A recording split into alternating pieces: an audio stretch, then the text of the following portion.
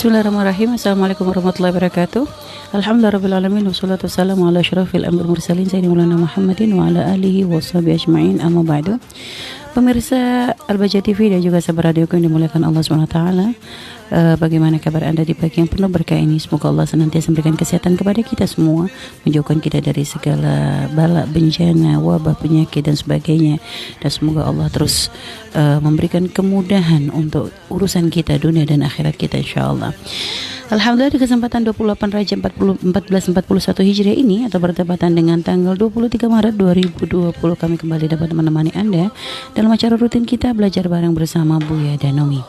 Dan juga pemirsa Al-Baja TV dan juga sahabat radioku, sambil mulai beraktivitas ya, walaupun mungkin saat ini aktivitas Anda terbatas dengan hanya berada di dalam rumah. Semoga menjadi sebab semakin mudah bagi kita untuk bisa lebih berkonsentrasi ya, kita belajar bersama, mengkaji banyak hal ya. Semoga ini menjadi sebab semakin, artinya dengan kesempatan yang diberikan Allah pada kita semua ini jadi sebab kita semakin dekat kepada Allah dan Rasulullah SAW. Artinya kita berusaha mengisi kegiatan-kegiatan kita di rumah dengan hal-hal positif yang menjadikan Allah ridho kepada kita semua. Semoga ini menjadi sebab kita semua dijaga oleh Allah Subhanahu wa taala. Amin ya rabbal alamin. Baik pemirsa Al-Baja TV dan juga sahabat radio yang dimuliakan Allah SWT, alhamdulillah kesempatan pagi yang penuh berkah ini dalam acara belajar bareng bersama Buya dan Umi, kita akan membahas tentang edukasi Isra Mi'raj Nabi ya, edukasi Isra Mi'raj Nabi untuk generasi masa kini. Dan kemarin ya, itu adalah tanggal 27 Rajab yang menjadi suatu hari yang banyak diperingati oleh umat Islam di dunia, yaitu peringatan hari Isra dan Mi'raj. Artinya kalau tidak ada kasus corona ini ya, sering banyak sekali kegiatan-kegiatan yang diadakan di masjid-masjid, majlis-majlis dan sebagainya, yaitu dengan mengangkat kisah Isra Mi'rajnya Nabi kita Nabi Muhammad SAW. Hanya sekarang karena memang keterbatasan dengan kondisi yang ada saat ini, maka kita belajar bersama tentang edukasi Isra Mi'raj bagi generasi masa kini bersama Buya dalam acara belajar bareng bersama Buya dan Umi ya. Dan sebelum kita mulai acara ini, kita akan menyapa Pak Buya yang sudah hadir bersama Umi di studio. Assalamualaikum Buya. Waalaikumsalam warahmatullahi wabarakatuh. Gimana Buya, sehat Buya? Alhamdulillah sehat berkat doa para pemirsa dan para pendengar semua. Semoga senantiasa dalam rahmat Allah. Amin, amin. Mulia di dunia insyaallah dan mulia di akhirat. Amin, amin, amin ya rabbal alamin. Baik Buya, tadi kita akan mengangkat tema pada kali ini tentang edukasi Isra Mi'raj Nabi untuk generasi masa kini Buya. Baik, dipersilahkan Buya. Bismillah. Assalamualaikum warahmatullahi wabarakatuh. Alhamdulillah. Wassalatu wassalamu ala rasulillah habibina sayyidina Muhammad ibn Abdullah wa ala alihi wa ashabihi wa mawalah, amma ba'd. Isra dan Mi'raj. Isra adalah perjalanan baginda Nabi dari Masjidil Haram ke Masjidil Aqsa. Adapun Mi'raj adalah baginda Nabi Muhammad SAW dari Masjidil Aqsa ke atas langit 7, Sidratul Muntaha. Ini perjalanan Asra, itu perjalanan di malam hari. Kemudian Mi'raj adalah naik. Disebutkan di dalam Al-Quran, Subhanalladzi asra bi'abdihi laylam minal masjidil haram ilal masjidil aqsa alladzi barakna haulahu linuriyahu min ayatina. Dari ayat ini kalau kita perhatikan dimulai dengan subhanalladzi. Subhana ini biasanya digunakan untuk membicarakan sesuatu yang mengagumkan. Kalau kita terkagum, subhanallah. Ini syarat juga bahwa yang akan dibicarakan adalah sesuatu yang luar biasa, dahsyat. Dan semua yang terjadi pada Nabi adalah dahsyat, akan tapi ini adalah lain daripada yang lain. Yaitu perjalanan yang luar biasa dari Masjidil Haram ke Masjidil Aqsa yang penuh berkah. Nah, di balik perjalanan ini tentu banyak pelajaran yang bisa diambil bagi siapapun yang mau merenung tentunya, dan insyaf akan kebenaran, insyaf akan apa yang dibawa baginda Nabi SAW adalah segala kebaikan. Di sini kita mungkin akan ambil satu sisi, satu makna tentang perjalanan yang begitu cepat tidak bertentangan dengan akal, tapi akal kita belum bisa sambung kadang. Bagaimana perjalanan secepat itu dalam waktu semalam. Akal kita belum nyambung, tapi tidak bertentangan dengan akal. Bagaimana akal kita tidak nyambung? Sebab setahu kita adalah perjalanan dengan kecepatan tertentu ya begini. Tapi tidak bertentangan dengan akal. Karena tidak bertentangan dengan akal itu apa? Akal kita bisa mencerna, kalau bisa memahami jika dijelaskan, dan dia mau paham. Begini. Kalau ada misalnya ya, menceritakanlah semut. Semut itu seandainya dia bisa ngomong dan bisa cerita. Rupanya dia bercerita, saya tadi ada di Surabaya. Loh, kok sehari kok sudah sampai Cirebon, gimana ceritanya? Oh iya, saya tadi Surabaya, ketemu keluarga saya di Surabaya semuanya. Sekarang saya di Cirebon, ngomong ketemu sama semut. Cirebon, gimana ceritamu yang? Saya tadi masuk sakunya bapak itu. Oh gitu tuh. Jadi ada yang membawa. Baik. Yang membawa adalah manusia yang menurut semut adalah lebih cepat, lebih kuat, ya kan? Sehingga bisa melakukan perjalanan cepat, ikut pesawat. Nah, ini kita bisa membuat contoh semut, makhluk Allah yang kecil dibawa oleh manusia yang besar bisa melakukan perjalanan cepat. Iya, bahkan jauh. Mungkin tidak harus pakai pesawat, anggap saja lari. Semut kalau berjalan dari Cirebon dari sumber sini ke Cirebon kota ini kan kurang lebih 15 kilo. Itu kalau semut berjalan kira-kira perlu berhari-hari ya. Tapi kalau ternyata hanya dalam waktu 1 jam, ya mengherankan bagi kalangan semut kalau dia mengatakan aku berjalan dengan sendiri. Tapi semut itu jujur, dia tidak mengatakan aku berjalan, tapi aku diperjalankan, aku ngikut kepada orang itu yang lagi lari olahraga, saya ngikut, terus jatuh di sini ketemu kamu. Oh gitu. Begitu juga di dalam Al-Quran ini kita harus paham bahwa disebutkan dalam Al-Quran bukan Nabi berjalan, tapi Nabi asra, Allah yang memperjalankan. Subhanalladzi, Maha suci zat asra yang memperjalankan. Yang memperjalankan Nabi itu siapa? Allah. Allah yang menciptakan waktu, Allah yang menciptakan jarak. Kalau Allah yang menciptakan waktu dan menciptakan jarak, nggak ada artinya waktu dan jarak bagi Allah. Suka-suka. Lalu diberlakukan ini kepada baginda Nabi SAW. Diperjalankan Nabi. Nabi tidak melakukan perjalanan sendiri dengan upayanya sendiri. Tidak, diperjalankan oleh Allah. Subhanalladzi asra bi 'abdihi lailan. Di malam hari, sepenggal malam bahkan, minal masjidil haram masjidil aqsa. Nah ini artinya di situ ada kekuatan. Jadi jarak itu lawannya kekuatan. Kalau kita menempuh jarak dengan kelemahan kita, tentu akan lama kita menempuh jarak. Orang berlari saja, ya. Orang punya energi. 3 orang berlari, yang satu lemah, setengah kuat, sama yang sangat kuat. Berlari 1 kilo, yang lemah bisa menempuh 1 kilo dalam waktu seberapa jam.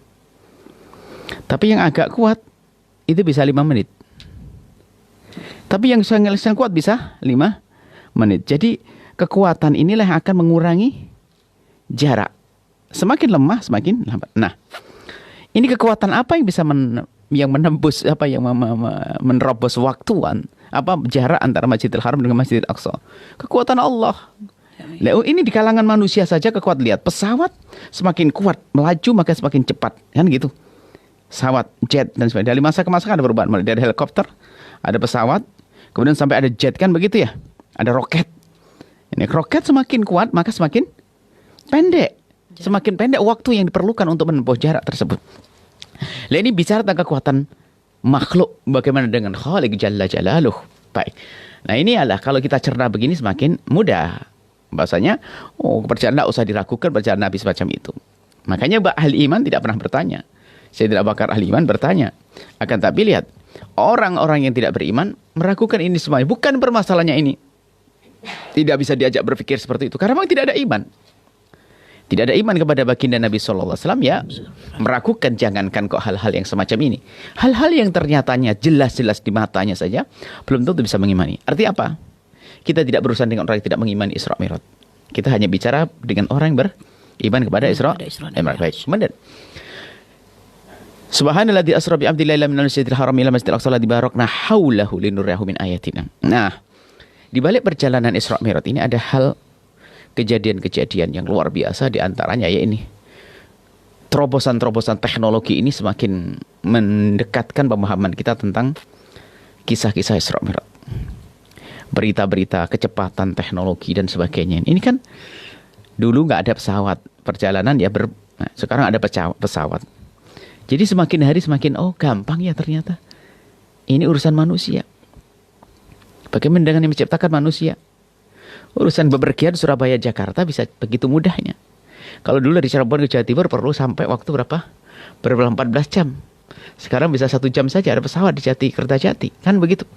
Ada pesawat dan seterusnya. Nah ini berbicara tentang zaman ini, zaman teknologi. Ini justru semakin mempermudah bagi siapapun ingin memahami tentang kisah Isra Mi'rajnya Nabi SAW. Baik. Tapi di sisi lainnya ini kita harus paham bahwasanya dengan majunya teknologi, sebenarnya isyarat tentang langit, tentang langit 1, 2, 3 ini kan bisa saja kita arahkan bahwasanya perjalanan Isra Mi'raj Nabi Muhammad adalah kisah-kisah teknologi juga bisa. Kisah era teknologi bisa saja. Dengan berita-berita. Kita mesti ingat tahun 99 itu baru ada namanya HP, Pak. Tahun 9 kami pulang dari 2000, iya, 2000 99 kita dapat tugas. Dapat tugas waktu itu pertama kali kita megang HP, ya kan? Kemana-mana ya. Padahal waktu itu baru setelah itu kalau tidak salah 2000 ya bulan di tahun itu baru ada SMS. Itu pun kagumnya luar biasa. Kok bisa ya? Kita ngetik sekarang langsung dibaca di Yaman. Zaman itu 19 atau berapa itu. Sekarang sudah lebih dari itu, bahkan orang bisa ngobrol ya bersama teknologi. Nah, ini adalah kemajuan teknologi, ini adalah kecerdasan manusia yang diciptakan oleh Allah Subhanahu wa taala. Itu akan menjadikan kita semuanya harus mengucapkan subhanallah. Tapi bagi yang paham makna subhanallah akan paham ayat terakhirnya. Semua kebiar ini, internet, YouTube, semuanya inilah satelit, semuanya ini yang kita temukan ini hanya berlaku dan berguna bagi orang yang ini. Subhanalladzi asra bi 'abdi laila minal masjidil haram ilal masjidil aqsa alladzi barakna hawlahu linuriyahu min ayatina. Untuk aku tunjukkan kepada baginda Nabi, di sini adalah umatnya juga. Min ayatina, tanda-tanda kebesaran Allah. Nah, untuk bisa melihat tanda-tanda kebesaran Allah, bukan untuk melihat hebatnya kebiar teknologi ini, bukan. Nah, ini lagi kita harus sampai kepada makna ini. Bagaimana kita tahu bahwasanya teknologi itu semua adalah min ayatina, tanda-tanda kebesaran Allah. Lah inilah keimanan. Bukan hanya sekedar wah ini. Semuanya hanya mengandalkan kembali kepada apa? Kepada makhluk. Hebatnya sebuah teknologi, sehingga di saat dibalik dengan sebuah musibah pun bukan kepada Allah, melihat bahayanya corona, bahaya ini, lupa bahwasanya itu ada Allah. Jadi kita terlepas dari Allah sehingga tidak bisa melihat tanda-tanda kebesaran Allah. Maka corona ini tanda-tanda kebesaran Allah. Teknologi tanda-tanda kebesaran Allah. Lah kalau kita paham ini tanda kebesaran Allah, kita kemana kembalinya? Kepada Allah. Lain linuriyatu min ayatina. Nah ini linuriyahu min ayatina. Nah ini ingin Allah tampakkan tentang tanda-tanda kebesaran Allah. Nah di sini sama. Jadi ada manusia yang dipilih oleh Allah dengan kecerdasan hati yang kenal Allah. Kita pernah membuat contoh begini loh ya. 2 orang membuat sound system. 2 ini sama-sama kelasnya sekolah elektro. 2 sekawan yang sekolah elektro. Makannya bersama, kosnya bareng, sekolahnya bareng, akrab berdua ini. Sampai selesai kuliah. Sehingga saat keluar dia dapat proyek untuk ngerjakan sound raksasa semuanya. Yang pertama, orangnya hatinya tidak begitu kenal Allah, sehingga dalam usaha yang penting mendapatkan uang. Dia nggak pernah peduli sound system ini untuk apa. Sehingga di saat ada tawaran-tawaran, dia langsung diterima begitu saja, tanpa dia pikir panjang. Yang penting aku dapat duit. Yang satu lagi, karena dia kenal Allah Subhanahu wa taala, dia sudah Isra Mi'raj tadi, sehingga dia punya prinsip, aku akan gunakan ilmuku hanya untuk kebaikan. Saya akan mengerjakan pembuatan sound jika memang untuk digunakan misalnya untuk sholawatan, untuk majelis zikir, untuk majelis taklim, aku baru tangani. Kebetulan sama. Di hari itu ada proyek besar, tawaran. Yang pertama, nerima siapa saja yang datang. Betul, dapat proyek senilainya 50 juta untuk membuat sound raksasa. Yang B, sama mendapatkan proyek yang serupa. Cuman bedanya, karena yang A tidak mikir-mikir, yang proyek 50 juta untuk sound, untuk buat konser. Yang bakal digunakan untuk konser bermacam-macam.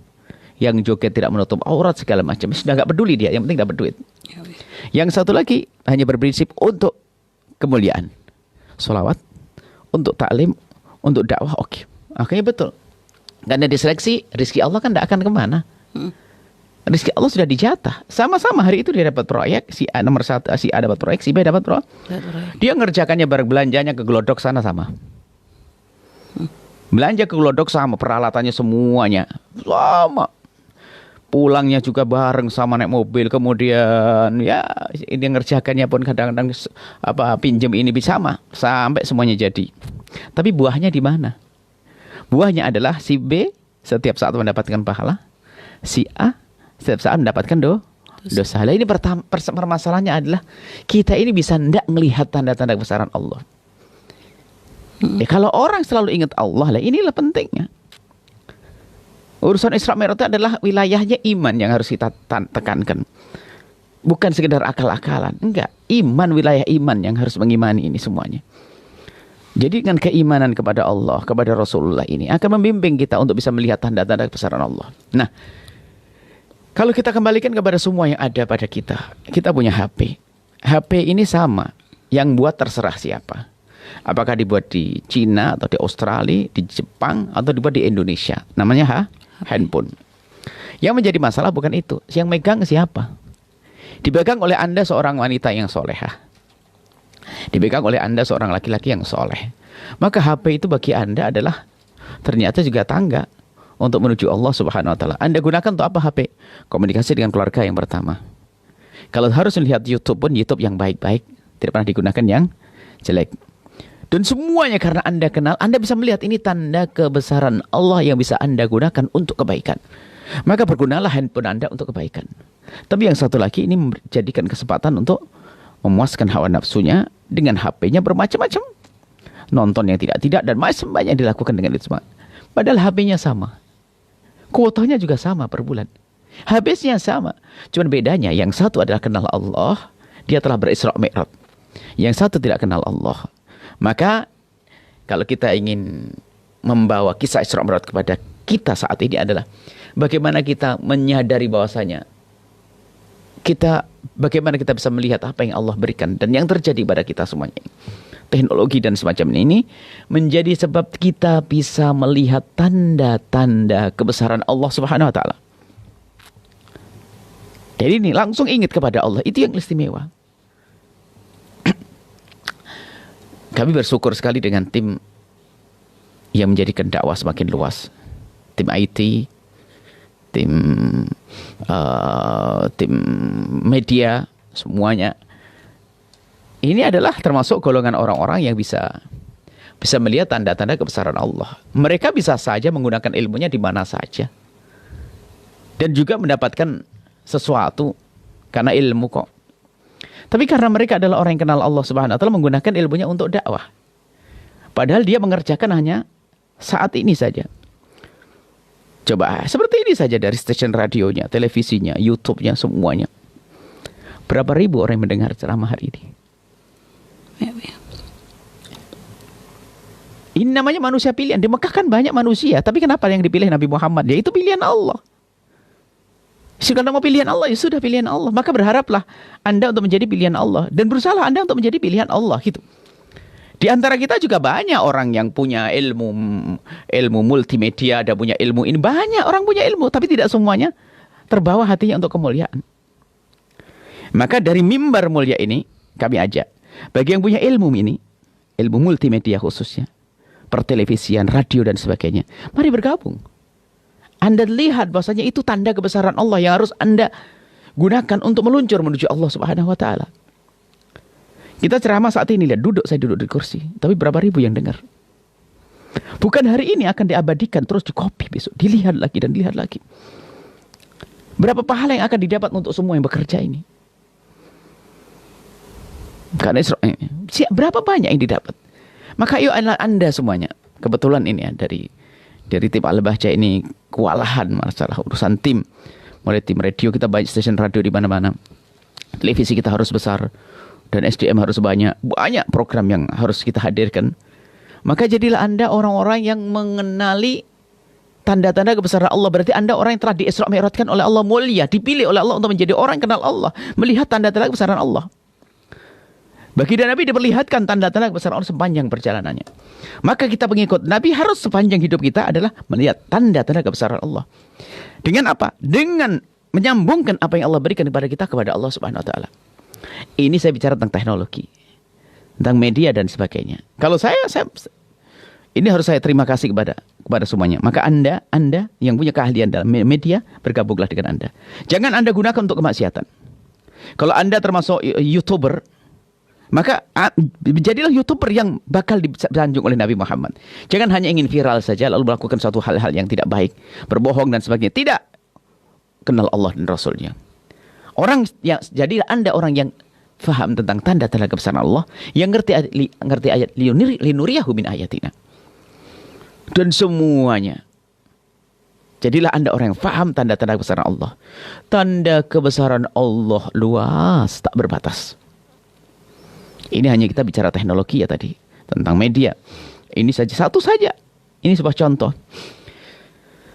Kalau kami itu menyampaikan pesan, jika tidak dibantu dengan sound system, yang mendengar hanya 300 orang kok.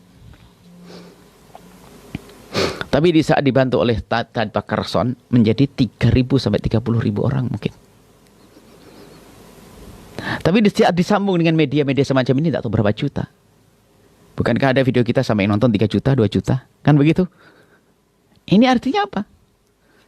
Kalau orang faham kemuliaan, dia berjuang di sini, lihat mengalir pahalanya. Sengaja kami tekankan urusan media dan teknologi ini karena apa? Hari ini banyak orang menggunakan itu untuk, mohon maaf, menuruti syahwatnya satu. Yang kedua, untuk membuat permusuhan. Yang ketiga, untuk membohongi orang. Ya, membuat keresahan dan sebagainya. Yang keempat, 5, 6 masih banyak. Dengan teknologi media ini menjadi berantakan semuanya. Berita-berita yang merugikan, berita-berita menyesatkan dan seterusnya. Nah, mari kita bersama Isra Mi'raj ini kita menjadi orang yang faham tentang tanda-tanda kebesaran Allah. Maka jangan Anda menggunakan HP Anda kecuali untuk kemuliaan. Allah memberikan pada Anda harta untuk beli televisi. Loh, televisi itu Anda gunakan untuk apa sih? Itu tanda-tanda kebesaran Allah. Anda di situ bisa melihat acara di mana-mana. Orangnya ada di mana Anda bisa melihat. Saat ini Anda di televisi melihat kan? Anda di mana? Anda di Kalimantan. Anda di Malaysia. Anda di Singapura. Anda di Surabaya. Anda di Batam. Mendengar ini semuanya. Ini kan tanda kebesaran Allah Subhanahu wa taala. Padahal kita berjauhan, tapi kita bisa saling melihat. Tapi kalau orang yang tidak kenal Allah, bukan Anda, akan digunakan apa? Melihat yang nggak benar. Melihat yang nggak benar. Padahal sama kan, kuotanya juga sama. Maka ini loh Anda pilihan Allah. Nabi dipilih oleh Allah, maka umatnya menjadi umat yang dipilih oleh Allah. Dengan berusaha untuk faham tentang tanda kebesaran Allah Subhanahu wa taala. Ada pintu halal, kadang masih ambil yang haram. Begitu mudahnya halal untuk didapat. Maka syukurilah kehalalannya Allah berikan. Halal itu macam-macam, bukan urusan makan saja. Matamu halal, ngelihat yang halal. Lesanmu halal, telingamu halal. Semuanya halal. Kulitmu halal karena menyentuh yang halal. Ini semua yang Allah berikan kepada kita, tanda-tanda kebesaran Allah. Mari kita gunakan untuk mengenal Allah. Kekayaan yang Allah berikan. Ada orang kaya sepanjang hidupnya, kaya raya, menikmati kekayaannya, tapi mati, meninggal, tidak punya sesuatu kebaikan yang bisa ia petik di akhirat. Bangun musola kecil aja enggak, nyumbang juga enggak. Nasib buruk bagi orang itu memang tidak dipilih oleh Allah. Seperti di Mekah kan ada Abu Jahal, Abu Lahab. Ada orang-orang yang mereka juga dari nasab mulia. Tapi yang dipilih siapa? baginda Nabi Muhammad SAW. Di sana ada Abu Bakar, Sayyidina Abu Bakar, dan yang lainnya banyak. Tapi yang dipilih oleh Allah adalah Sayyidina Abu Bakar. Di sana dipilih Sayyidina Umar di antara orang yang waktu itu seperti premannya zaman itu. Sebelum masuk Islam, Sayyidina Umar ditakuti, akhirnya dipilih oleh Allah. Maka, ayo kita menjadi hamba yang dipilih oleh Allah. Anda punya kekayaan, mari Isra Mi'raj dengan kekayaan Anda. Jangan sampai Anda menghadap kepada Allah tanpa membawa bekal. Gunakan, mari. Mari, di sana ada masjid tetangga, ada masjid yang harus Anda bangun. Ada madrasah yang harus Anda bangun. Kami pun menawarkan, Al-Bahjah juga punya program, ayo. Program kita banyak. Di penjuru Indonesia ada pondok-pondok, radio-radio. Kita tawarkan, mari. Anda punya apa, ayo. Mungkin ada pejabat pemerintah di Jakarta sana atau di mana. Peluang apa yang bisa Anda ambil untuk mendekat kepada Allah dan Rasulnya, agar kita menjadi orang Isra Mi'raj, faham tentang tanda-tanda kebesaran Allah. Linuriyahu min ayatina. Nah ini, apa yang Allah berikan kepada kita, mari kita gunakan untuk Allah. Kekayaan Anda, jabatan Anda, tenaga Anda, pikiran Anda, keahlian Anda. Mari. Ini mungkin yang bisa kami hadirkan untuk kita berisra mi'raj ya. Sehingga semuanya akan menjadi sebab kita terangkat derajat kita. Nah, bukankah Isra Mi'raj adalah perjalanan Nabi dari Masjidil Haram Masjidil Aqsa hingga Nabi Muhammad diangkat tinggi-tinggi oleh Allah. Sampai mendapatkan hadiah apa? Berbicara langsung dengan Allah dengan cara yang hanya Allah yang tahu. Dan Nabi Muhammad berbicara langsung dengan Allah. Bicara langsung dengan Allah ini kan hadiah istimewa. Diangkat derajatnya tinggi-tinggi. Mulia di hadapan Allah SWT. Mulia di hadapan manusia.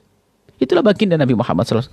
Dan Nabi Muhammad Isra Mi'raj, ini adalah kemuliaan bagi Nabi. Maka umatnya, kalau pengen Isra Mi'raj, yang ngikuti ini cara. Dimulai dari membersihkan. Kan begitu, lihat. Kalau kita lihat baginda Nabi SAW sebelum di Isra Mi'raj kan, Nabi Muhammad dibersihkan hati beliau yang sudah bersih. Jangan ada yang mengatakan hati Nabi kotor. Dibersihkan hati Nabi Muhammad yang sudah bersih. Maka bersih hati ini, bersih kenal Allah. Bersih dari kotoran-kotoran, hilang dengki, hilang benci, hilang. Nabi gak ada dengki, gak ada benci. Maka kalau kita, ya itu bersih kita mengambil air wudhu. Kemudian apa? Setelah itu bersih kita membersihkan hati kita. Sampai hilang kedengkian, hilang kebencian. Lalu muncul kerinduan kepada Allah. Kalau sudah muncul kerinduan kepada Allah, kita lantas menjadi orang yang pantas Isra Mi'raj. Maka di dalam perjalanan hidup ini adalah Isra Mi'raj, menuju untuk melambung tinggi menuju ridha Allah. Kalau memang betul hati kita sudah kita tata dan bersih, maka lihat dalam perjalanan hidup kita begitu mudahnya kita melihat ayatina, tanda-tanda kebesaran Allah. Tidak menjadi orang kaya kecuali kaya yang dermawan dan baik. Tidak menjadi pejabat kecuali pejabat yang mulia. Tidak menjadi apapun kecuali menjadi orang yang berguna. Karena apa? Hatinya sudah benar di sinilah. Kenal Allah. Nabi sebelum diberangkatkan dibersihkan hati beliau yang sudah bersih. Baru setelah itu layak, pantas untuk Isra dan Mi'raj. Hingga sampai diajak bicara langsung oleh Allah Subhanahu wa Ta'ala. Dan kita pun harus seperti itu. Membersihkan hati kita, menyiapkan hati kita, menguatkan keimanan kita, kecerdasan keimanan kita, sehingga kita tidak melihat apapun yang ada di kiri kanan kita, tidak melihat apapun yang Allah berikan kepada kita, kecuali sebagai tangga untuk menuju kemuliaan di hadapan Allah Subhanahu wa Ta'ala. Semoga Allah memilih kita menjadi orang-orang yang bisa faham tanda-tanda kebesaran Allah, lalu kita menjadi orang yang mulia, bisa berisra mi'raj, mulia di hadapan Allah dan mulia di hadapan manusia, mulia di dunia, mulia di akhirat, mulia di diri dan mulia di keluarga. Wallahu a'lam bishawab. Baik, terima kasih Bu ya atas penjelasannya tentang masalah edukasi Isra Mi'raj Nabi ya untuk kita semuanya. Dan di situ Bu ya punya poin penting yaitu bagaimana kita untuk melihat semua yang ada pada diri kita. Kemudahan-kemudahan yang kita dapatkan saat ini itu adalah sebagai tanda-tanda kebesaran Allah Subhanahu wa Ta'ala, dan bagaimana kita semua berjuang, berusaha untuk bisa sampai kepada Allah, yaitu dengan selalu berada pada kemuliaan ya, jalan yang sudah diajarkan oleh Nabi kita Nabi Muhammad SAW. Baik pemirsa Al-Bahjah TV dan juga sahabat yang dimuliakan Allah Subhanahu wa Ta'ala, bagi Anda yang bertanya langsung kepada Buya, kami buka kesempatan kepada Anda untuk bertanya langsung melalui via telepon kami di 085 2847 00147 atau di via SMS atau WhatsApp kami di 081 321 461 079. Dan tetap bersama kami karena kami akan kembali setelah yang berikut ini.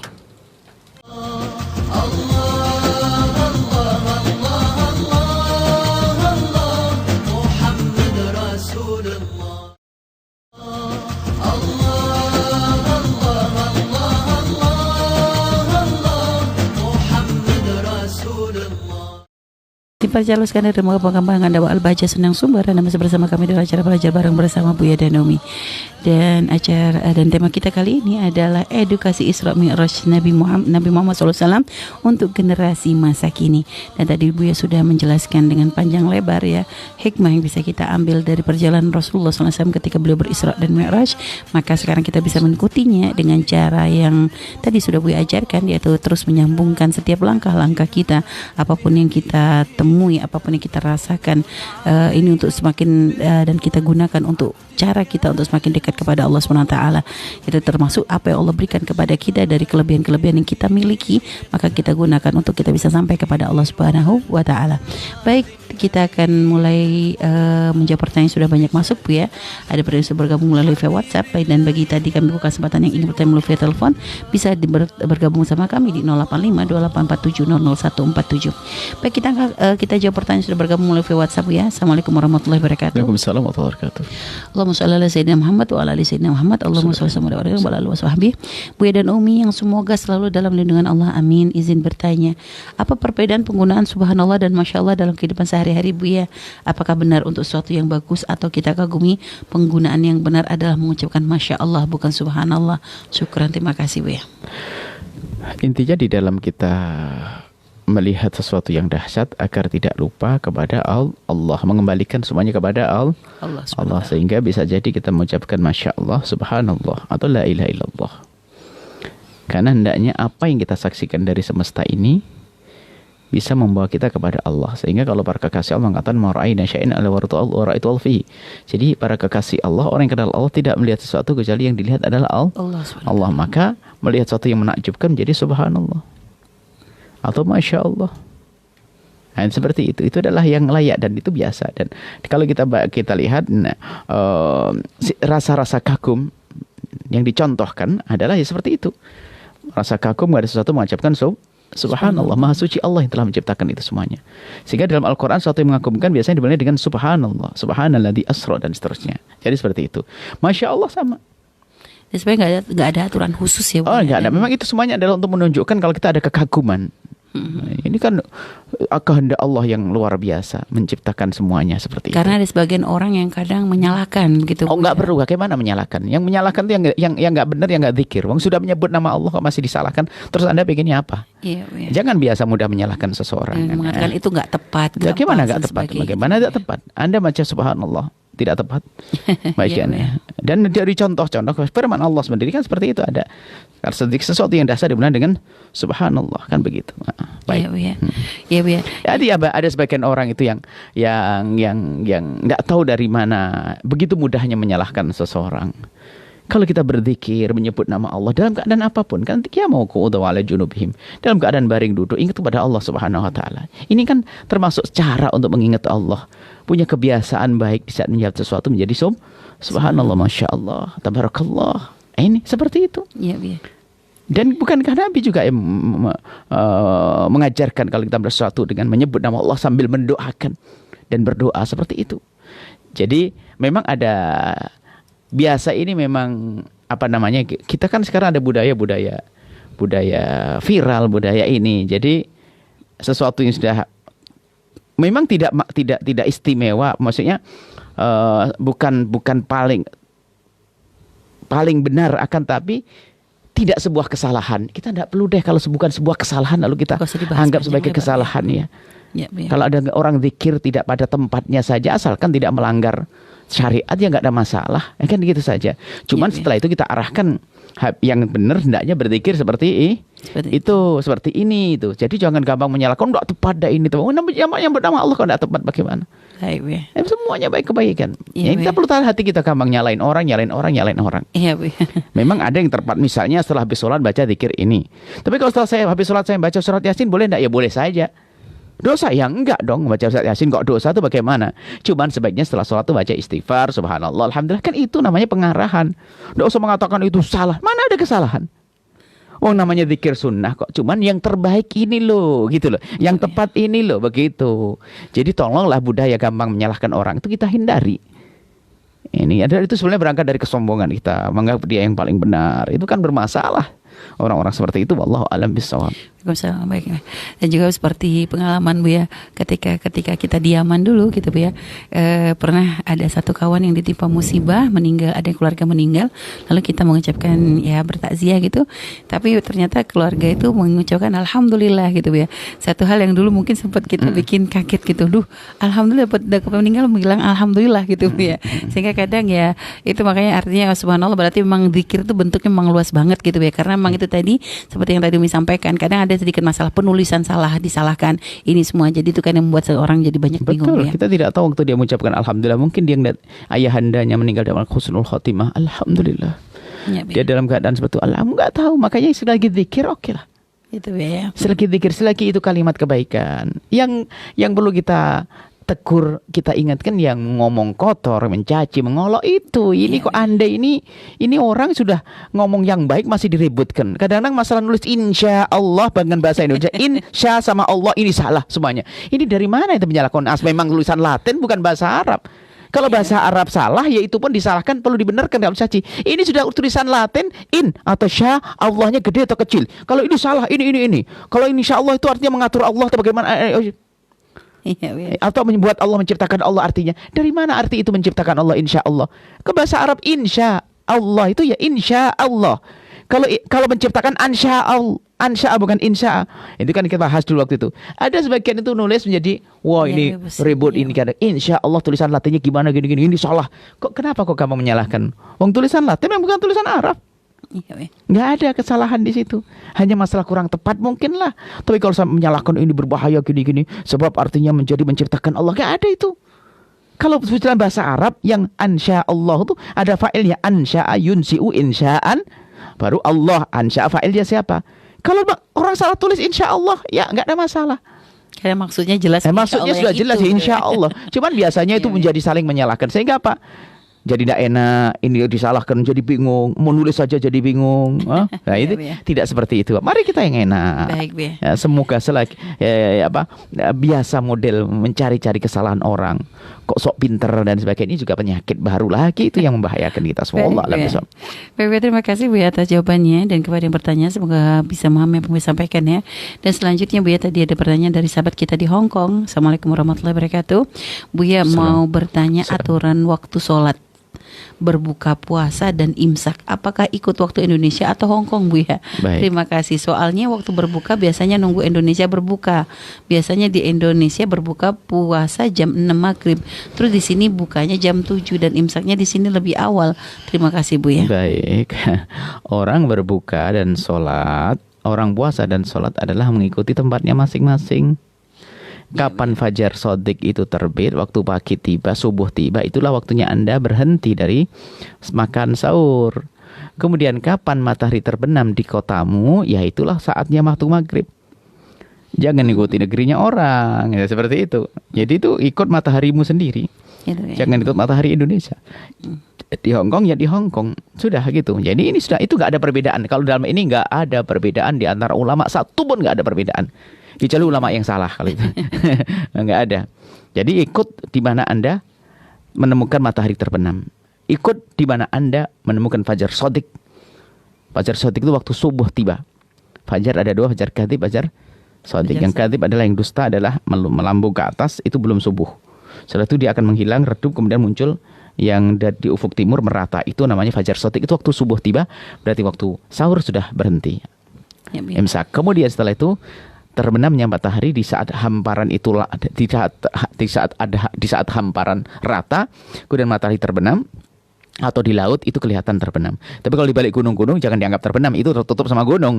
Jadi terbenam yang sesungguhnya, terbenam menurut mata Anda di saat Anda berada di, anggap saja, bukan harus, seandainya Anda di hamparan Hong Kong itu hamparannya rata, lalu kok matahari terbenam, maka di saat kursus matahari utuhnya tenggelam, saat itu Anda sudah boleh berbuka. Seperti itu, ikut kota Anda. Allah alam. Ya, walaupun misalnya waktu itu puasa di kota tersebut misalnya hanya 7 jam, 6 jam. Enggak ada masalah. Biar puasa 2 jam ya enak, alhamdulillah. Tapi nanti pasti ketemu siang. Kalau Anda pergi ke Eropa sana, di Belanda sana, Anda bisa jadi mendapatkan puasa pendek sekali, hanya 4 jam, 5 jam. Bisa jadi Anda mendapatkan puasa 18 jam. Insya Nah, Allah. Gitu ya. tetap ikut mataharinya, nggak ikut orang lain. Loh kalau 14 jam gimana? Kalau Anda nggak kuat, Anda berbuka, nggak kuat kok. Terus gimana? Ya nanti kodok harus. Kapan kodoknya? Cari yang murah. Cari Tidak ada yang masalah. musim dingin, Nah, ya. artinya apa? Nggak, itu sudah aturan begitu baku, nggak ada. Kecuali bagi orang yang tidak punya matahari. Iya, ya. Kan ada di daerah kutub sana tidak ketemu Matahari. Bagaimana caranya? Mengambil tempat yang paling dekat. Nah, itu ya, Pak. Yang paling dekat yang bisa yang paling dekat dengan negeri tersebut mana? Ikut jamnya di situ seperti itu. Baik, Bu ya. Subhanallah. Terima kasih Bu ya atas jawabannya. Baik, selanjutnya Bu ya kita jawab pertanyaan. Bisa bergabung lagi melalui WhatsApp. Assalamualaikum warahmatullahi wabarakatuh. Assalamualaikum warahmatullahi wabarakatuh. Allahumma sholli ala sayyidina Muhammad wa ala alihi washabbihi wasallam. Ini dari Bu ya dan Umi, semoga senantiasa dirahmati Allah Subhanahu wa taala. Amin. Saya dari Fauzi dari Cilacap Bu ya. Mohon izin bertanya tentang keimanan kepada karomah para wali, sehingga dalam tata cara berziarah kepada makam para wali ada bacaan yang dikenal sebagai syair rijalallah ibadallah disebut disusun oleh Imam Ali Zainal Abidin. Benarkah hal tersebut dan bolehkah kita mengamalkan bacaan tersebut saat ziarah ke para wali dan makam guru pendiri pesantren tempat belajar? Jazakumullah khairul jazaa. Baik, itu namanya bab istighatsah. Istighatsah itu ada namanya tawassul. Ibadallah rijallah akhituna min ajlillah atau bagaimana itu ya, panjang itu ya. Iya, iya. Jadi itu ada pertanyaan. Ini bukan istighatsah tradisi. Yang istighatsah itu maknanya aslinya istighatsah minta tolong kepada Allah. Sekarang bagaimana kita menyuruh orang meninggal dunia, mayit? Apakah boleh kita menyerunya, memanggilnya? Tapi kita tidak meminta kepadanya. Maka bab istighatsah ini lain tawassul. Tawassul sudah sangat jelas. Iya, iya. Diperkenankan, tidak masalah. Istighatsah ini ada khilaf di dalamnya. Akan tapi setelah ditahqiq oleh para ulama, pernah suatu ketika ya, Nabi mengajarkan jika kau di satu tempat lalu ada sesuatu yang merepotkanmu, maka sebutlah hamba yang terkasih Allah. Siapapun. Jadi dianjurkan menyebut rijalallah, boleh. Ada menyebut ya rijal, ya Rasulullah, padahal dia ada. Ya Syekh Abdul Qadir Jani, tapi mintanya tetap kepada Allah. Menyebut keberkahan, menyebut nama orang-orang soleh gitu. Jadi ini sah, namanya istighatsah itu. Bukan istighatsah istilah yang terjadi di masyarakat kita. Misalnya orang ini istighatsah di mana? Istighatsah itu artinya istilah yang ada di negeri kita ini, istighatsah itu artinya kumpul berdoa minta kepada Allah, dan itu nggak ada masalah. Tapi istighatsah masalah ini ilmiah ini adalah bagaimana kita menyeru dengan orang yang telah meninggal dunia, itu boleh atau tidak. Ternyata ada dicontohkan Nabi, kalau kau di sebuah tempat lalu kehilangan apapun, sebutlah orang-orang yang kau cintai, orang-orang mulia yang kau cintai. Sebut ya Rasulullah atau ya fulan, orang-orang yang dekat kepada Allah, maka akan dimudahkan.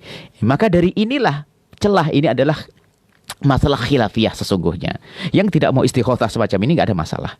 Tapi istighatsah harus tetap keyakinan kepada Allah. Sebab itu adalah karena Allah semuanya. Kalau kita lihat syairnya adalah gitu. Nah, itu adalah berikan pertolongan kepadaku. Ini pernah terjadi ya. Walau annahum idzalamu anfusahum ja'uka. Itu kan kisahnya Ibnu Katsir itu mentafsiri ayat tersebut. Lihat.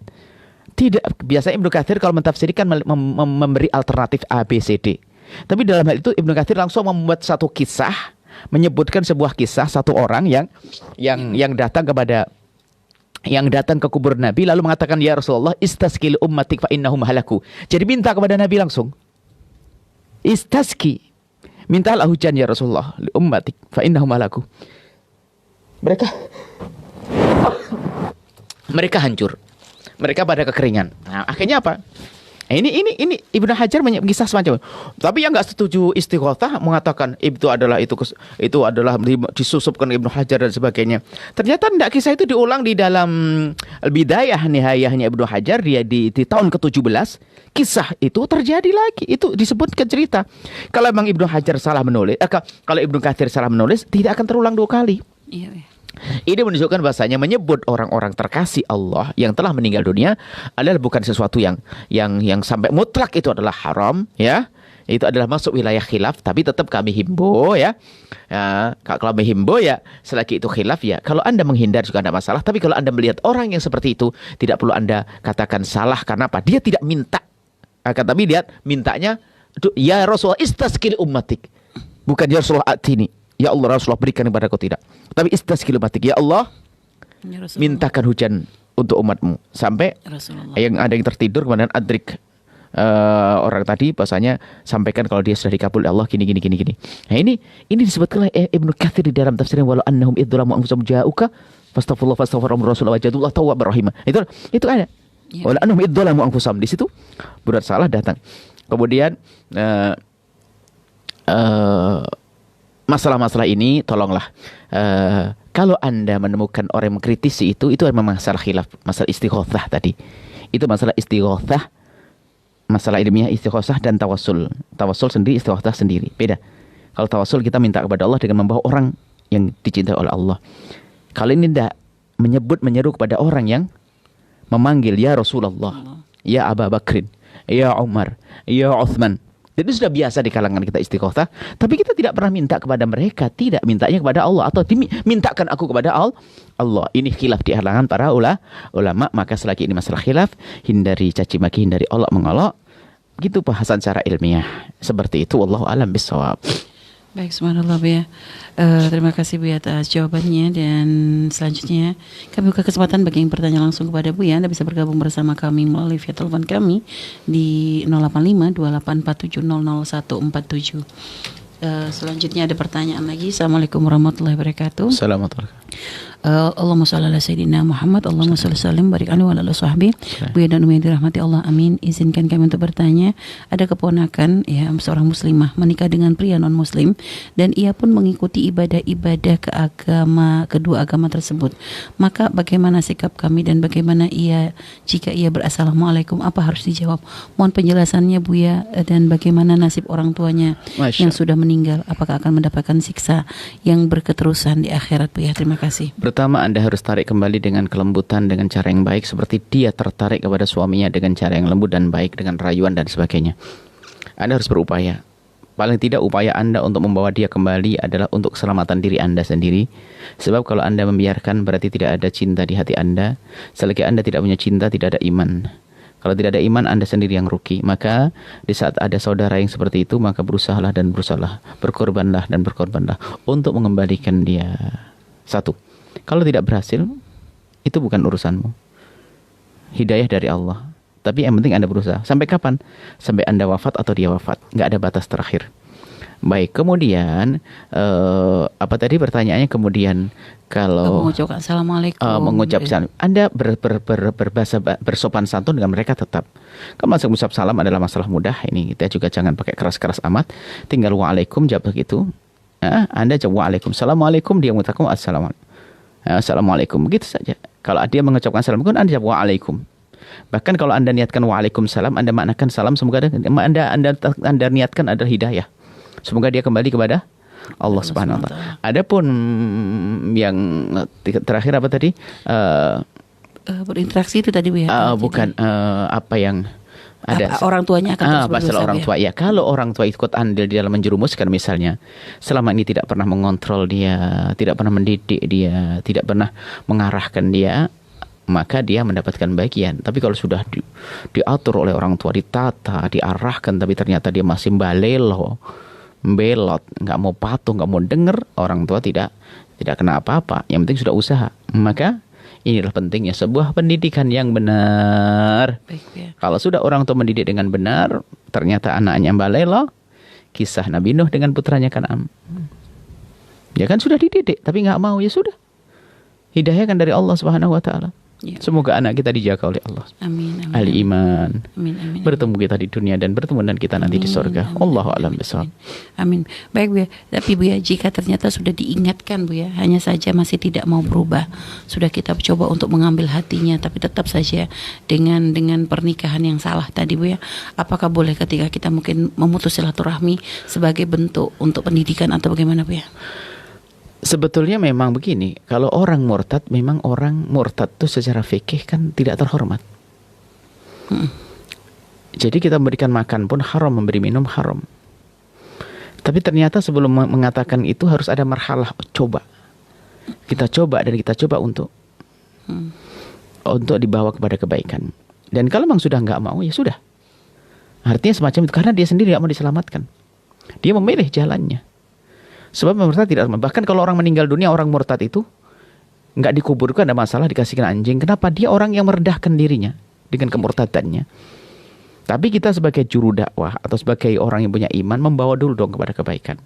Jadi hukum dikatakan dia adalah tidak terhormat lalu boleh dibunuh dan sebagainya, itu istitab. Istitab itu diminta untuk tobat. Dalam bahasa lain dinasihati, diingatkan dan diingatkan dan diingatkan. Kalau ternyata dia masih nggak mau, ya bukan berarti kita sudah selesai.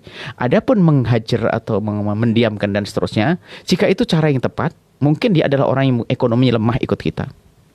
Kita bisa saja kalau kau semacam itu nanti saya tidak akan bisa. Karena aku takut bantu orang yang seperti kamu. Tapi kalau dia kuat bisa tambah sombong. Artinya apa? Ambil cara yang tepat. Kalau memang ternyata dihajar itu, didiemin, tidak dihubungin dan sebagainya akan bermanfaat, ya lakukan itu semuanya. Sesuai dengan kepentingan. Jika orangnya tidak ada ikrar keluar Bu ya, si wanita tadi tidak ada ikrar. Tapi dia sudah beribadah bersama, ya murtad. Jadi kayak menganggap ya mungkin sekedar penghargaan kepada suami. Karena ya ibadah ke masjid iya, ke gereja iya gitu tuh ya mungkin. Tapi kalau sudah ikut sujud, ikut ini semuanya, nanti ikut beribadah, sudah masuk wilayah itu. Walaupun tidak yang namanya murtad itu kan ada karena amal batin dan karena zahir kita. Ya, tapi kalau yang sudah masuk gereja, masuk tempat-tempat ibadah mereka, apa yang dilakukan di sana? Kecuali dia mengatakan saya hanya ngantarkan saja, berarti masih ahli iman. Tapi jelas pernikahannya tidak sah. Ya. Jadi seperti melakukan zina. Nah, fasik, tapi dia tetap ahli iman. Bisa jadi dia hanya ngantarkan saja dan sebagainya. Maka jika kasusnya semacam itu, dia mengakui bahwasanya itu hanya ngantarkan saja. Dia hanya ngantarkan saja, maka dia masih ada imannya. Akan tetapi kita tetap berusaha dan harus berusaha untuk membawanya kepada kebaikan, kemuliaan, sampai kapan tidak ada batasnya bagi kita. Wallahu a'lam bishawab. Baik, terima kasih Bu atas jawabannya Bu ya. Dan selanjutnya kita akan masih banyak pertanyaan yang sudah bergabung bersama kami ya, melalui via WhatsApp dan juga SMS, dan kami buka kesempatan bagi yang ingin bertanya langsung bisa melalui via telepon kami di 085 2847 00147. Baik, kita akan break terlebih dahulu Bu ya, dan juga kepada pemirsa dan juga sahabat pemirsa Al-Baja TV dan juga sahabat radioku, tetap bersama kami karena kami akan kembali setelah jeda yang berikut ini.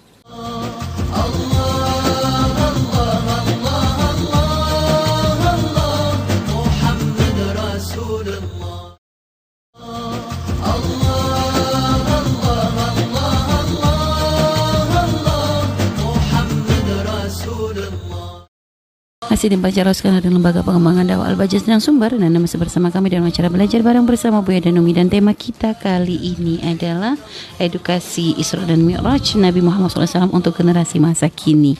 Dan tadi Buya sudah menjawab pertanyaan yang sudah masuk, yang sudah bergabung melalui via WhatsApp dan juga SMS. Maka kami buka kesempatan bagi Anda yang bertanya langsung kepada Buya melalui via telepon kami di 085 284 700 147 di 085 284 700 147. Baik Buya, kita akan menjawab sudah pertanyaan sudah baik, ada sahabat yang sudah bergabung via telepon. Kita angkat terlebih dahulu. Halo, assalamualaikum. Waalaikumsalam warahmatullahi wabarakatuh. Baik, dengan siapa di mana? Saya di hamba Allah di Jawa Barat, Umi. Hamba Allah di Jawa Barat, silakan. Baik, kita bersalat terlebih dahulu. Allahumma sholli ala sayyidina Muhammad wa ala ali sayyidina Muhammad. Allahumma sholli wa ala ali sahabi. Baik, silakan langsung bertanya kepada Buya. Ya, Buya, izin bertanya gini, saya kan mau kerja sama dengan teman saya, tapi maaf kemungkinan dia itu orangnya jarang sholat gitu, Buya, itu jadi bagaimana hukumnya? Assalamualaikum warahmatullahi wabarakatuh. Baik, waalaikumsalam warahmatullahi wabarakatuh. Di dalam urusan dengan siapapun, khususnya masalah meninggalkan amanat, menitipkan amanat, Anda berhak memilih. Anda berhak memilih. Jadi jangan Anda asal memberikan amanat kepada orang yang Anda belum tahu. Kalau orang tidak amanat atas dirinya, tidak amanat kepada dirinya sendiri, urusannya dengan Allah, maka mungkin sekali dengan yang lainnya begitu mudah. Maka Anda harus bisa pilih. Jika ada orang tidak sholat, berarti kan khianat kepada Allah Subhanahu wa Ta'ala. Kalau orang khianat kepada Allah saja berani, kepada sama manusia itu bisa saja patuhnya hanya karena mungkin takut dipantau dan dilihat. Sementara kalau sudah aman, karena tidak ada yang kontrol lagi kecuali keimanannya. Kalau sudah merasa tidak dikontrol oleh Allah, sementara Anda lengah, bagaimana kisahnya? Ya. Anda berhak memilih. Tapi kalau orang merasa takut kepada Allah, Anda kemanapun Anda tidur, bahkan Anda salah hitung, dia yang membenarkannya. Tapi kalau orang tidak takut kepada Allah, dia akan mencoba merubah hitungan itu, asalkan Anda tidak tahu. Dia nggak peduli dengan Allah tahu atau tidak tahu. Maka Anda pilih orang yang tepat. Kemudian lebih dari itu, kerjasama itu kan juga ada makna bantuan. Maka hendaknya Anda membantu orang yang betul-betul perlu dibantu. Artinya dia memang orang yang dekat kepada Allah, ahli ibadah dan sebagainya. Anda menolong mereka. Bahkan jika Anda menduat dua orang yang, mohon maaf ini, dua orang yang satu adalah menjaga kehormatannya, dia menutup auratnya. Yang satunya lagi tidak menutup auratnya. Muslimah juga, sama-sama muslimah. Kemudian sama-sama dagang di hadapan Anda. Mana yang Anda pilih? Kalau saya sebagai seorang laki-laki wajib memilih yang berkerudung. Kenapa? Agar saya tidak melihat aurat. Tapi kalau Anda biarpun wanita, boleh. Anda dengan perempuan tidak ada masalah, karena tidak ada aurat. Tapi sisi lain, mana penghargaan Anda kepada orang yang berusaha untuk dekat kepada Allah. Jadi pilihlah orang yang sholat. Karena orang yang sholat berarti amanat, hati-hati. Biarpun kan ada orang tidak sholat tidak amanat lah. Kalau itu ada orang sholat tapi tidak amanat. Lah kalau sholat saja dia sudah tidak amanat, kalau tidak sholat bakal tidak amanat lagi. Jadi permasalahannya bukan karena sholatnya dia tidak amanat, memang sifatnya tidak amanat. Hanya kalau orang sudah terbukti tidak sholat, dia sudah tidak merasa dilihat oleh Allah Subhanahu Wa Taala. Berarti yang dia merasa dikontrol hanya dikontrol oleh manusia. Makanya mungkin sekali kesalahan-kesalahan akan dilakukan karena apa? Dia tidak merasa dilihat oleh Allah Subhanahu Wa Taala. Kalau misalnya Bu ya, pilihannya Bu ya kerjasama dengan ada dua orang, yang satunya kafir, yang satunya muslim tapi tidak menjalankan syariat Islam, itu lebih didahulukan yang mana Bu ya? Maka saudara kita lebih didahulukan karena memang tidak ada yang sempurna di dalam menjalankan syariat. Ada kurangnya ini. Puasanya bolong-bolong, sholatnya bolong-bolong. Ada rajin puasa, rajin sholat, matanya jelalatan. Ada kurang. Maka semoga Allah menyempurnakan ibadah kita, kebaikan kita. Memang tidak ada sempurna. Kalau Anda mencari orang yang sempurna urusan dengan Allah sampai mati, Anda tidak punya kawan, tidak punya istri, tidak punya suami, nggak punya teman kerja. Maksud kami kan pilihan ini memilih kan gitu. Kalau memilih, kalau Anda mencari orang yang tidak ada salahnya, Anda sampai mati Anda nggak mendapatkannya. Ya. Ini adalah yang satu tidak beriman, yang satu beriman masih ada nilai keimanannya. Paling tidak Anda punya jiwa iman, nolong saudaranya. Paling tidak seperti itu. Iya. Tapi tanpa harus kita musuhi orang yang non Muslim. Selagi dia tidak musuhi kita, nggak boleh. Kita juga boleh kok berurusan dengan mereka. Cuman permasalahannya tadi mana yang lebih bagus. Misalnya saya punya energi hanya sebegitu. Untuk saya gunakan untuk apa sih? Ya gitu kan. Saya punya modal hanya sebegitu. Saya arahkan kemana sih? Saya ingin sedekah hanya segitu. Saya berikan ke siapa sih? Lah inilah. Kalau Anda bisa membayar ngasih semua, yang non Muslim Anda kasih ini, silahkan suka-suka. Ya, Bu ya. Mau berbuat baik kepada siapa saja. Tapi sekali lagi Bu ya, kalau seandainya misalnya memang kalau kayak urusan masalah pemimpin jelas ya Bu ya, hanya ini masalah interaksi, masalah bisnis dan sebagainya. Ini kalau misalnya gitu yang kafir misalnya dikenal sebagai ya selama ini terbukti profesional, andal. Sedangkan yang ini nih kadang masih suka ya agak-agak seenaknya gitu tuh Bu ya. Seperti itu apakah tetap tidak diperkenankan Bu? Ada orang memang tidak beriman kepada Allah, memang ada jiwa jujur. Ya Bu ya. Baik. Jadi kalau Anda berurusan dengan non-muslim tapi Anda punya catatan bahwasanya dia adalah biasa berkhianat, maka Anda hindari dong. Kemudian di sisi lain Anda melihat orang non-muslim tapi dia adalah orang yang punya kejujuran. Ini ada nilai kejujuran biarpun tidak ada iman. Jadi jujur itu ada bisa saja sifat, tidak ada urusan dengan Allah. Memang dia jujur, nggak biasa mengambil miliknya orang, nggak bisa berbohong. Hanya bisa jadi kalau sudah terdesak dia bisa melakukan itu. Tapi kalau longgar-longgar aman-aman saja. Jadi Anda kalau begitu, kalau yang muslimnya sudah model-model berkhianat ya, suka bohong, ya Anda jangan urusan dengan dia dong. Maka nggak ada masalah. Kita diizinkan urusan dengan orang. Makanya tadi memilih itu kan di sini mana yang memilih. Dilihat ada pertimbangan yang lain. Baik Bu ya, juga termasuk Bu ya, ada sekalian titipan pertanyaan masih berkaitan dengan masalah muamalah dengan orang di luar Islam Bu ya. Kalau misalnya ada kayak misalnya kita menjadi orang yang diberi amanah untuk membelanjakan suatu barang gitu Bu ya. Artinya mungkin dari majelis, pondok atau apa gitu kan, tentu ya namanya ini bukan duit kita, maka ketika belanja kita juga harus cerdas kan Bu ya. Artinya memilih tempat yang paling murah. Misalnya ini yang satu adalah milik saudara kita yang muslim, yang satunya adalah milik orang di luar Islam. Tapi dengan perbedaan harga yang lumayan Bu ya, yang artinya mungkin ya kalau satu aja nggak kerasa, tapi kalau misalnya dalam jumlah besar itu beda banget gitu Bu ya, perbedaan banget. Dan apakah seperti itu juga tetap, dan ibaratnya yang ini yang muslim misalnya nggak bisa tawar menawar, yang ini bisa sampai ngasih diskon tuh agak jauh banget gitu tuh ya. Nah itu seperti apa Bu ya? Ada beberapa yang perlu dibahas adalah itu uangmu atau uang lembaga. Ya Bu ya, uang lembaga. Baik, kalau uangmu boleh. Kalau uangmu sendiri, uang kita sendiri ya kan, itu bisa saja saya mendahulukan yang muslim ya kan, Iya, Pak. dalam irama apa? Saya menolong saudara saya yang muslim. Iya, Pak. Tapi kalau uang umat kita yang arbah, yang menguntungkan untuk, karena kita bukan milikku sendiri. Gitu, Pak. Karena umat di sini banyak. Jadi yang diuntungkan banyak kan? Iya, Pak. Kemudian kalau itu kan kita mengambil yang non muslim misalnya, dengan catatan dia tidak musuh umat Nabi Muhammad, ya kan?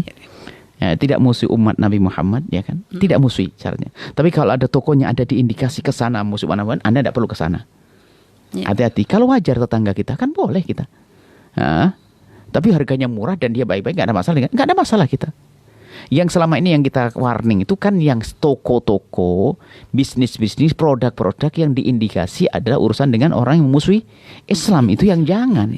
Tapi kalau tetangga kita non muslim ya, apalagi itu harganya murah dan sebagainya, dan dia baik-baik, nggak ada masalah kepada kita, maka ya boleh-boleh saja untuk kepentingan kita, apalagi kepentingan umat, kepentingan bersama.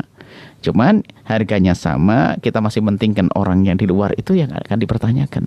Iya, Pak. Mana keimanan, mana sebetulnya ini kita kembalikan pada rasa cemburu kita kok kepada saudara kita. Iya, Kita tuh nyumbang aja jarang, paling tidak jangan belilah ke tempat lain kan gitu. Iya, Pak. Kita tuh ngirim ke Palestina bantuan jarang, paling tidak jangan membantu orang yang memerangi orang Palestina, gitu saja. Ya, Bu, ya. Baik, Seperti Bu, itu. ya. Baik, Bu, ya. Dan satu lagi urusan muamalah, Bu, ya. Bagaimana kalau seandainya kita membeli barang di tempat yang kita sudah tahu akidahnya sesat, Bu, ya. Maksudnya di orang yang memang akidahnya beda dengan kita, gitu, Bu, ya. Itu termasuk pertimbangan lah. Kalau barangnya masih ada di tempat lain, ambil di tempat lain. Sebab kalau kita beli di tempat tersebut, mau tidak mau mendukung kesuksesan mereka, mau tidak mau. Itu, Bu, ya. Makanya itu adalah urusan keimanan. Kalau saya pribadi selagi masih bisa ke tempat lain.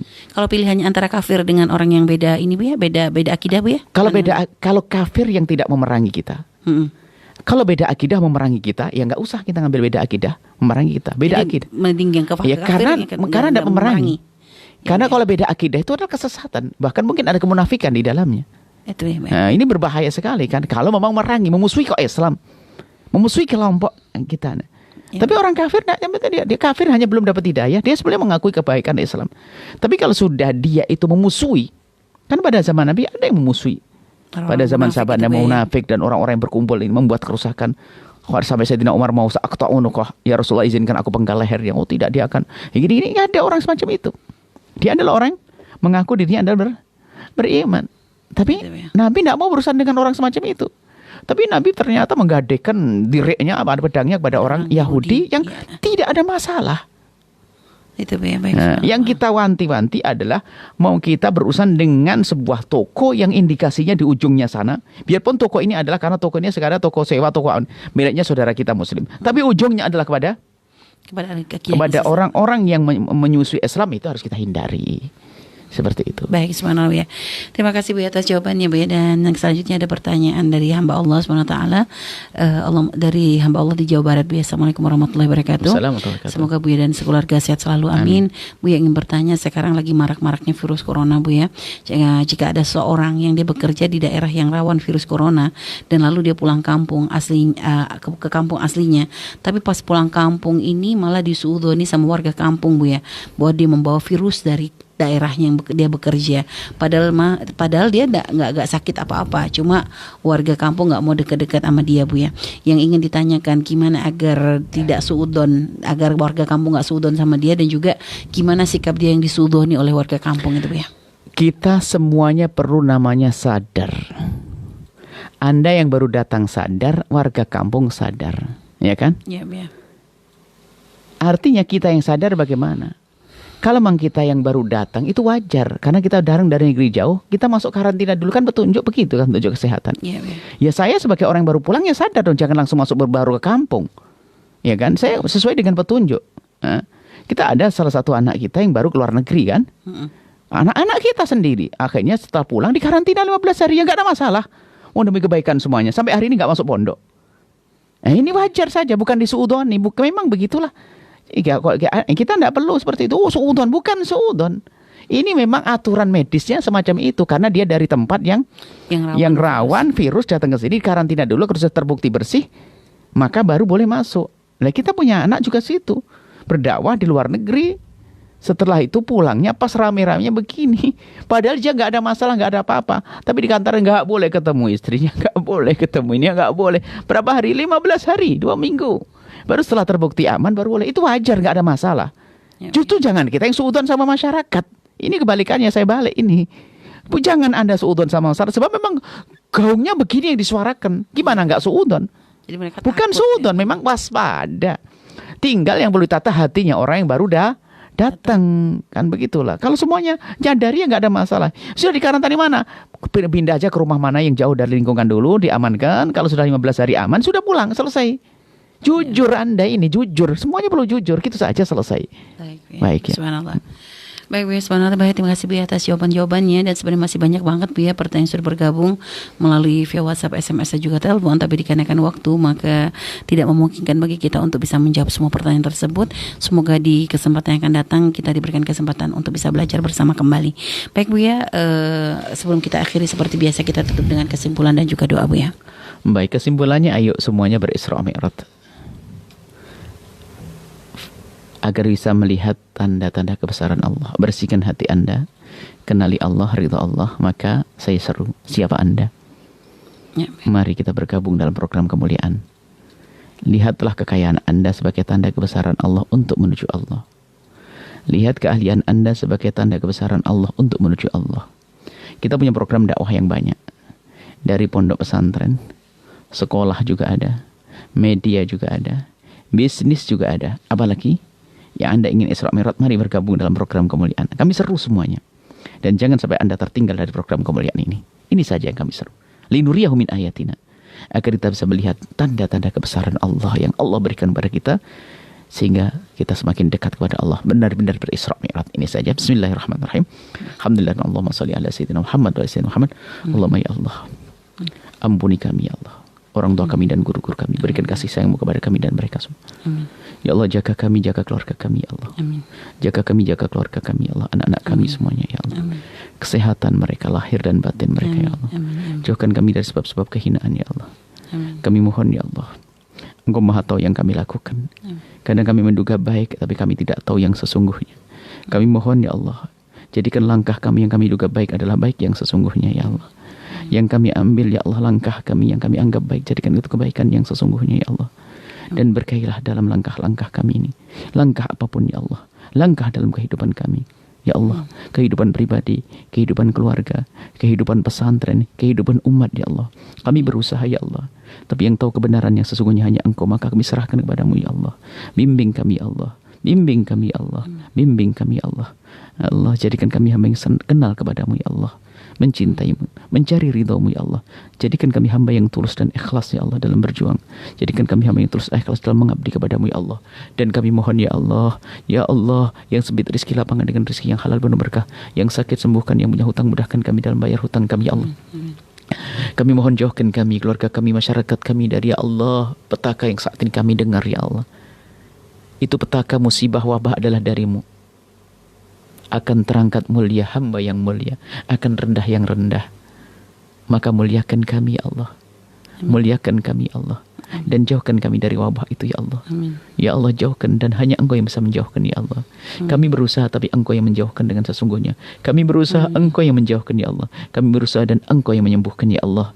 Dan kami mohon ya Allah, ya Allah, ya Allah, ampuni ya Allah, yang sakit sembuhkan. Amin. Amin. Yang punya hutang mudahkan dalam bayar hutang.